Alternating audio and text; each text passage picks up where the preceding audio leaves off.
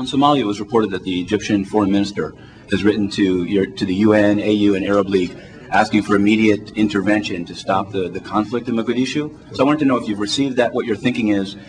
On Somalia, during Riyadh summit meeting, we had a mini summit to discuss on this issue, which was convened by Saudi foreign minister. It was very useful, and we hope that the Somali government will be able to convene this National Reconciliation Congress, which is scheduled for on April 16th. International community should continue to encourage the transitional federal government's efforts. This was some of the agreement which we had during this mini summit meeting.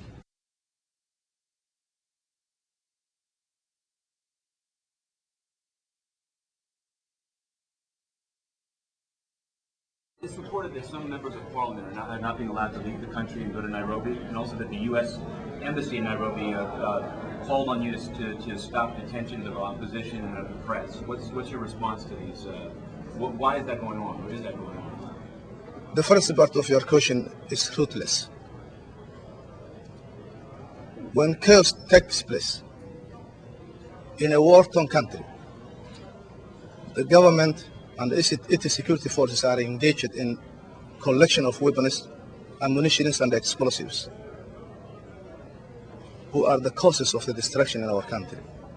In such operations, it is normal everywhere in the world to capture personalities and people.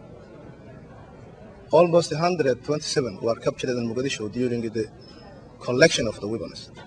So far, 63 of them have been released after investigations, and when it was proved that they were innocent. But those who committed crimes, who killed people, who assassinated, who were organizing suicide bombings, destructions, damages, are under trial and they will go to justice.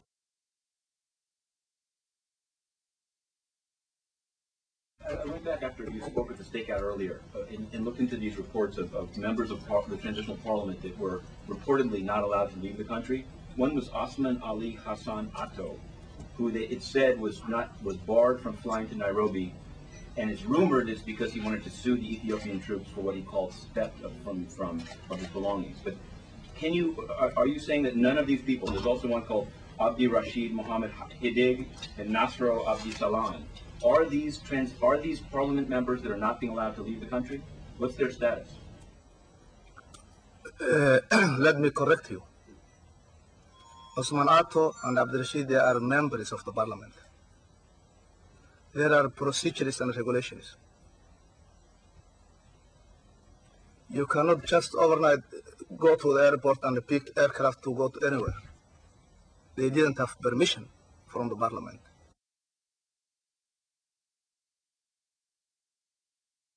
I wanted to ask you about this letter from Action contre la Faim to you of January, where they say that they wish to alert OCHA about the real risks created in the field by mixing the need for humanitarian aid with other political priorities.